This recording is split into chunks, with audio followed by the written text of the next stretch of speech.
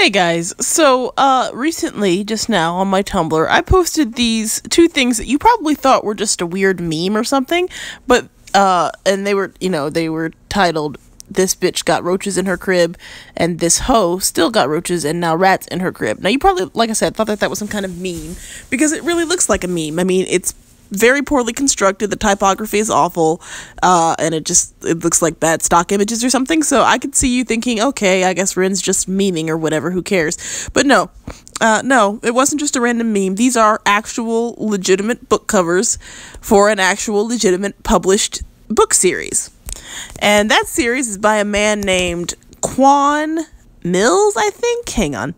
Yes, Quan Mills, who, as you can see with this beautiful photo right here, just a gorgeous author photo. That's a lot of tongue.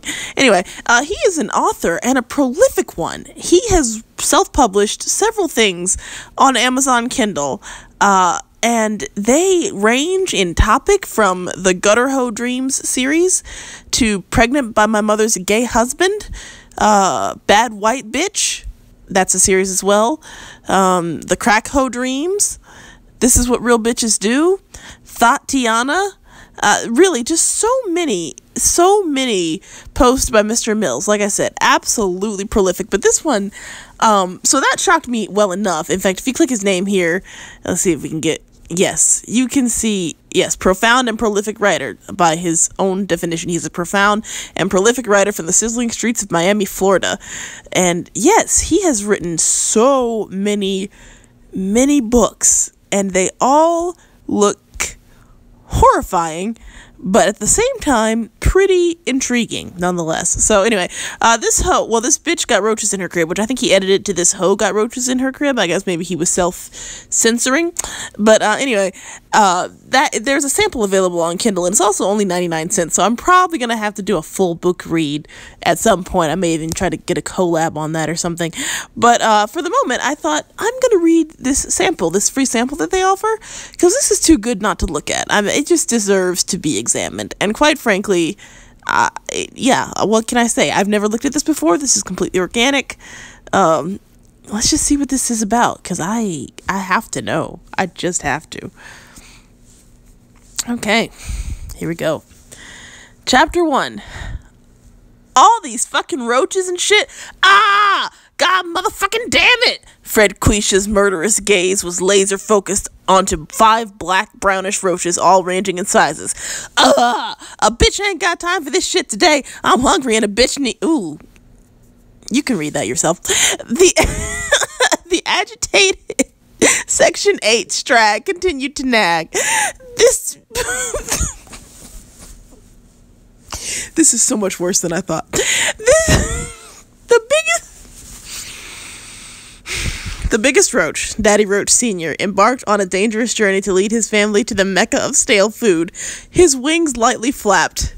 He used his long, wise antennas to lead his loyal wife of 32 days, their 2 well-trained teenage sons, and their precious baby daughter towards the distant smell of decaying Domino's pepperoni and sausage pizza crust hiding away in the dark corner of Fred Quisha's messy apartment living room.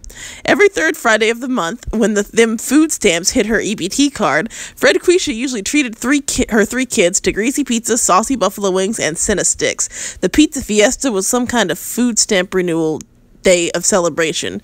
Truth be told, though, the pizza was also a way to get the motherfucking kids temporarily off her flabby, tatted back. So far, the picture they're painting of Fred Quisha is just, it's oof, très magnifique. Fred Quisha hated to have to spend her weekends watching her badass kids, especially when she needed to get you can read that, by some local Chirac savage. Only God knows why she was annoyed watching them. Ain't like the bitch had a job where her weekends were invaluable, deserving precious relief from a hard week of work. Every day was a fucking weekend for this hoe.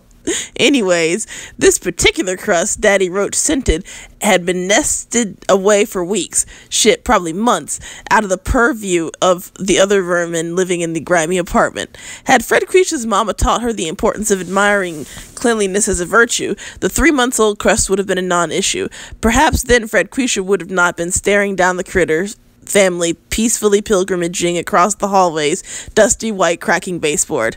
I swear to God, these motherfucking kids keep my house nasty as shit. They're gonna get on my last damn nerves, and I got shit to do today. They really gonna make me go off on their motherfucking asses. Fred Quisha griped under her dry morning blunt infused breath.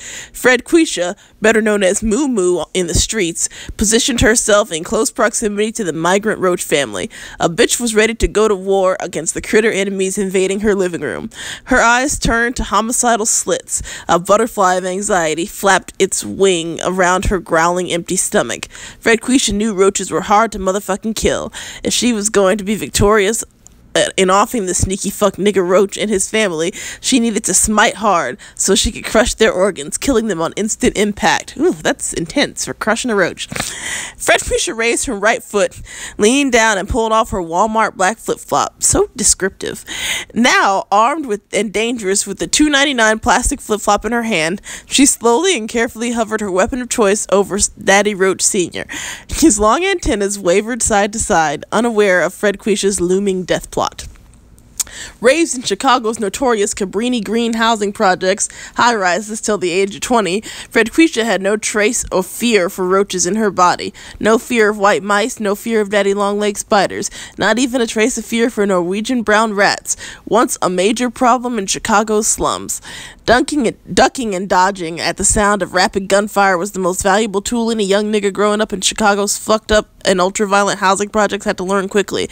And then, the next valuable housing project survival skill young niggas had to acquire was the art of killing roaches. Fear of stray bullets aside, any child, regardless of socioeconomic status, starts off with an intimate fear of insects, bugs, and other creepy monstrous creatures. Nonetheless, young project niggas are taught to cultivate Japanese samurai warrior-like fearlessness when it comes to living with roaches. Why? There's a 99.9999% chance these kids are going to be roommates with bugs until the day they leave their piss-smelling public housing residencies. I have to say, this person writes better than I would have guessed based on literally every piece of evidence that I had so far. Therefore, from a tender age, young Cabrini kids get initiated into a gang of hardened roach murderers, learning how to gangbang on those motherfuckers when they become encroached in their set, living room, bedroom, kitchen, etc.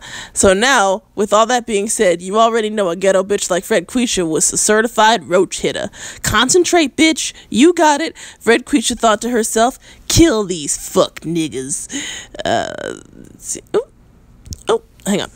Smack! Daddy Roach Sr. went on to be with the Lord. The front of his obituary